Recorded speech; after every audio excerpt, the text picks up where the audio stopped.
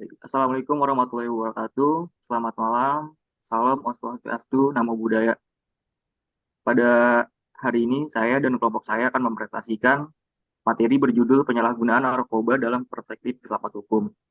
Kelompok kami beranggotakan yang pertama adalah Fajar Ikhwan Ardiansyah dengan NPM 20.350, yang kedua Sean Sanggap Nathan dengan NPM 20.351, yang ketiga adalah Muhammad Farhan Febrian dengan NPM 20.368, yang keempat adalah Ali Samudra Hardi dengan NPM 20.379, dan yang terakhir adalah saya sendiri, Farhan Judi Putra dengan NPM 20.390. Pada slide pertama mungkin akan dibacakan oleh Fajar. Silakan Fajar.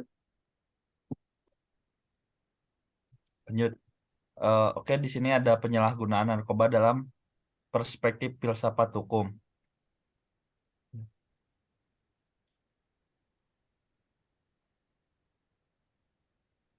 Lanjut ya. Penyalahgunaan narkotika telah menjadi permasalahan bangsa Indonesia sejak zaman sebelum merdeka hingga sampai saat kini. Kasus penyalahgunaan narkotika, yaitu psikotropika dan obat-obatan terlarang, sudah menyebar ke seluruh pelosok Indonesia.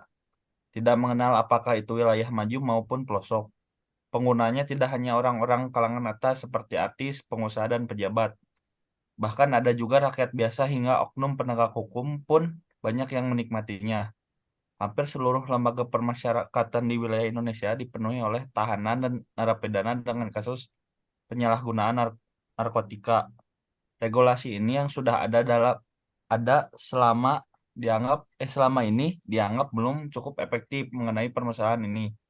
Narkotika diatur dalam Undang-Undang Nomor 35 Tahun 2009, yaitu narkotika di satu sisi merupakan obat atau bahan yang bermanfaat untuk kepentingan kesehatan dan perkembangan ilmu pengetahuan bidang farmasi dan kedokteran.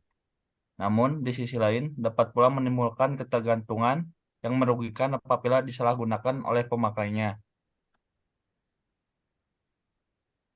Baik, untuk slide selanjutnya akan dilanjutkan oleh Sean Sanggap. Silakan Sean Sanggap.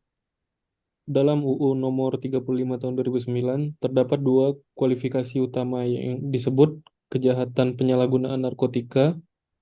Terdapat dua kualifikasi utama yang disebut kejahatan penyalahgunaan narkotika. Dua kualifikasi utama tersebut adalah penyalahguna untuk diri sendiri atau yang lebih akrab kita sebut dengan pecandu, dan penyalahguna untuk orang lain yang terdiri dari pemilik, pengolah, pembawa, pembawa atau pengantar, dan pengedar.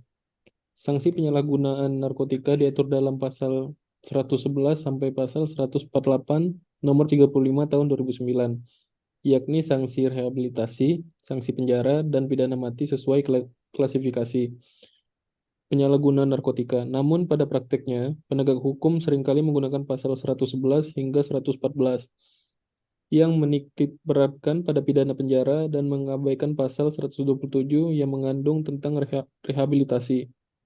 Di sisi lain, terdapat hukum Islam yang juga mengatur urusan pidana. Hukum pidana Islam yang aturan-aturannya ditetapkan oleh Allah, dimaksudkan guna merealisasikan kemaslahatan umat, artinya ada garansi keadilan sekaligus menciptakan rasa aman dan tentram dalam hidup masyarakat. Baik, selanjutnya yang kelima akan dibacakan oleh Ari Samudra. Silakan Ari. Saya akan menjelaskan teori pidana. Apabila teori pidana berbicara pada tataran ilmu penjelasan dan cara bekerjanya hukum pidana, maka filsafat berbicara lebih mendalam tentang mengapa dijatuhkannya pidana atau dasar-dasar dijatuhkannya pidana. Dari sudut pandang filsafat hukum, maka tujuan hukum dititik beratkan pada segi keadilan. Menurut Aristoteles, keadilan sebagai inti dari filsafat hukum karena hanya bisa ditetapkan dalam kaitannya dengan keadilan. Baik, selanjutnya adalah filsafat yang akan saya bacakan dengan saya sendiri. Pertama adalah filsafat. Filsafat berasal dari kata filosofia yang terdiri dari kata philein yang memberikan arti cinta dan sophos yang berarti hikmah atau kebijaksanaan. Dengan demikian, filosofia berarti cinta akan kebijaksanaan. Orang yang bijak dianggap selalu berpikir atau merenung secara mendalam. Jadi filsafat adalah renungan atau refleksi sedalam-dalamnya sampai pada akar-akar atau radikal. Mengenai segala sesuatu, mencari hakikat, segala yang ada, sebabnya, serta asalnya dalam sifatnya yang umum. Dalam filsafat hukum Islam bersumber dari Al-Quran dan As-Sunnah atau hadis. Oleh karena itu disebut law is religion. Hukum Islam disebut juga syariah Islam. Syariah dalam pengertian terminologi adalah seperangkat norma ilahi yang mengatur hubungan manusia dengan Allah. Hubungan manusia dengan manusia lain dalam kehidupan sosial, hubungan manusia dengan benda, dan alam lingkungan hidupnya. Selanjutnya adalah hukum pidana Islam melindungi 5 hal yang menjadi pokok dalam kehidupan, yaitu agama, jiwa, akal, keturunan, dan harta. Masalah narkotika ini adalah masalah yang dapat merusak akal karena zat-zat berbahayanya dapat merusak akal. Narkotika dianalogikan seperti hammer, karena belum ada pada zaman Nabi Muhammad SAW, sehingga korban dari penyalahgunaan narkotika tidak lain adalah dirinya sendiri, yakni akalnya yang rusak.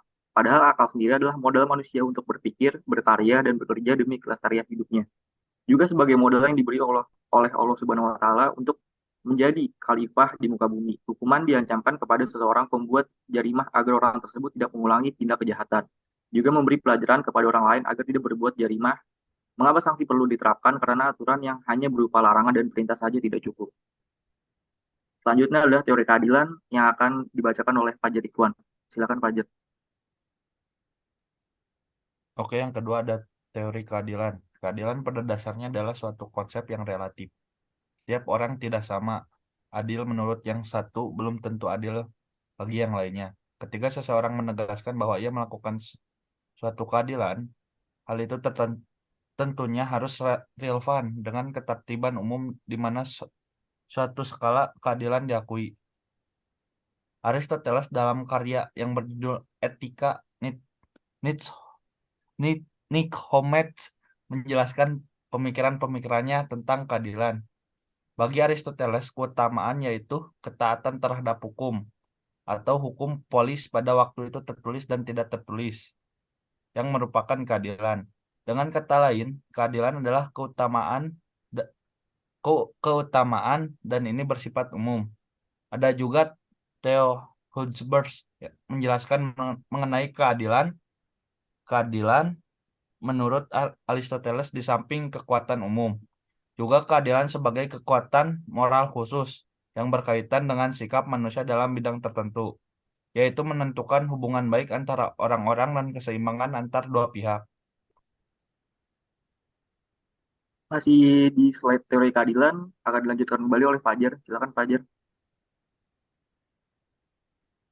Menurut Teguh Prasetyo, konsep keadilan di Indonesia mempunyai ciri khas tersendiri yang tercermin dalam falsafah Pancasila sehingga sering juga disebut keadilan bermartabat. Kalau perspektif teori keadilan bermartabat dipergunakan, maka pemahaman bahwa sumber hukum itu berasal dari pemikiran yang dipunyai oleh otoritas yang berwenang, mulai dari arus atas yaitu Tuhan, kemudian diakui dengan pemikiran berbagai penguasa atau pemerintah yang telah menerima otoritas secara sah dalam suatu sistem hukum yang berlaku. Maka sejatinya sumber hukum itu tidak lain dari pemikiran itu sendiri. Sedangkan teori keadilan bermartabat menyebutkan bahwa reason itu sendiri berasal dari jiwa bangsa yaitu Pancasila. Namun pada dasarnya teori bermartabat menelaah dari filsafat hukum, teori hukum, dogmatik hukum, serta hukum dan pragmatik hukum. Berpikir secara filsafat menjadi landasan utama dalam teori keadilan bermartabat. Baik, selanjutnya adalah teori perlindungan hukum yang akan dibacakan oleh Sian Sanggap. Silakan Sian Sanggap. Teori perlindungan hukum. Awal mula kemunculan teori perlindungan hukum menurut Phil Gerald sebagaimana dikutip oleh Sajipto Raharjo adalah suatu teori yang berdasar dari aliran hukum alam atau dikenal dengan teori hukum alam. Aliran teori ini dipelopori oleh berbagai filsafat ternama yaitu Plato, Zeno atau pendiri dari aliran Stoik, dan Aristoteles, murid dari Plato. Hukum alam menerangkan bahwa hukum adalah produk yang bersumber dari Tuhan atau penguasa alam semesta yang memiliki sifat universal dan abadi, serta tidak ada pemisah antara hukum dan moral. Penganut aliran ini memiliki pandangan bahwa hukum alam adalah cerminan sekaligus aturan atau regulasi secara internal dan eksternal dari kehidupan umat manusia yang diimplementasikan dalam bentuk hukum dan moral. Dapat disimpulkan bahwa pemahaman terkait perlindungan hukum merupakan bentuk dari berjalannya fungsi hukum yang menginginkan terwujudnya tujuan-tujuan hukum yakni keadilan, kemanfaatan, dan kepastian hukum. Baik, untuk selanjutnya adalah teori hukum murni yang akan dibacakan oleh Ari Samudra. Silakan Ari Samudra. Teori hukum murni. Positivisme hukum yang dikenal sebagai teori hukum yang memahami bahwa aturan perundang-undangan menjadi hal yang utama dalam penegakan hukum. Telah berkembang menjadi banyak aliran, salah satunya adalah teori hukum murni yang digagas oleh Hans Kelsen. Inti awal memahami gagasan Kelsen adalah bahwa teori hukum murni merupakan antinomi atau sebuah jalan tengah dari aliran sosiologi dan aliran hukum alam. Kelsen telah berhasil memecahkan antinomi jurisprudensi dan yang bersumber dari pemahaman tradisional tentang jus- juxtaposisi teori hukum alam atau natural law theory dan teori hukum empiris positivistik empirik atau empirik positivist theory of law. Selanjutnya adalah kesimpulan yang akan saya bacakan oleh saya sendiri. Terkait kesimpulan pada poin materi kali ini, yaitu rehabilitasi terhadap pengguna dan penyalahguna narkoba merujuk kepada Undang-Undang Nomor 35 Tahun 2009 tentang narkotika. Rehabilitasi menunjukkan bahwa baik pengguna maupun penyalahguna narkoba merupakan korban yang harus disembuhkan. Teori keadilan bermartabat yang digagas oleh Teguh Prasetyo hendak menjelaskan dan menguji apakah falsafah atau filosofis yang digali dari dalam bumi Indonesia sendiri. Atau kita sederhanakan apa yang disebut dengan mazhab hukum alam sebagai Volges. Teori keadilan bermartabat juga hendak memberikan alternatif terhadap konsep rehabilitasi yang lebih berdimensi dan berkarakter keadilan yang dibangun dari jiwa bangsa sendiri, yaitu Pancasila. Kemudian, teori perlindungan hukum harus memiliki tujuan kepada tiga hal, yaitu keadilan, kemanfaatan, dan kepastian hukum, agar tujuan hukum tidak bergeser dari tujuan awalnya. Selanjutnya, berdasarkan teori hukum murni yang dikembangkan oleh Hans Kelsen, norma hukum yang berada di bawah tidak boleh bertentangan dengan norma hukum yang ada di atasnya. Dalam hal ini, putusan hakim dalam menangani kasus penyalahgunaan narkotika harus merujuk kepada aturan perundang-undangan.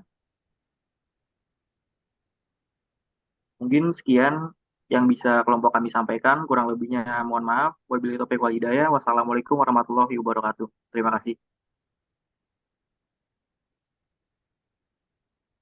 Bentar,